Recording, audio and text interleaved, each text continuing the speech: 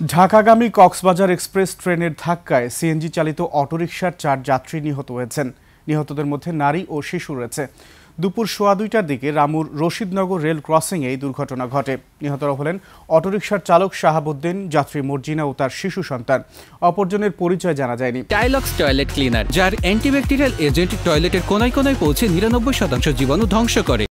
প্রত্যক্ষদর্শীরা জানান, কক্সবাজার থেকে চট্টগ্রামের উদ্দেশ্যে ছেড়ে যাওয়া ট্রেনটি ধলিরছড়া ক্রসিং পার হওয়ার সময় সিএনজি চালিত অটোরিকশাটি রেল বিটের উপর উঠে যায়। এ সময় কক্সবাজার এক্সপ্রেস অটোরিকশাকে ধাক্কা দিয়ে সামনে নিয়ে যায়। অটোরিকশার 4 আরোহী মারা যান। তাদের মরদেহ রেল লাইনের 1 কিলোমিটার পর্যন্ত ছড়িয়ে ছিটিয়ে পড়ে। এদিকে বেলা 2:30টার দিকে চট্টগ্রাম থেকে ছেড়ে আসা প্রবাল এক্সপ্রেস ট্রেন দুর্ঘটনাস্থল পৌঁছলে স্থানীয় জনতা ট্রেনটি আটকে দেয়। তারা প্রায় 1 ঘন্টা রেলপথ অবরোধ করে রাখে। যদি অর্থ না থাকে ওই টাকাগুলো আমাদের ভাড়া থেকে বৃদ্ধি করে নিয়ে হোক। দুইটা সিকিউরিটি গার্ড দিলে আজকে আমাদের 5টি প্ল্যান যাইতো না।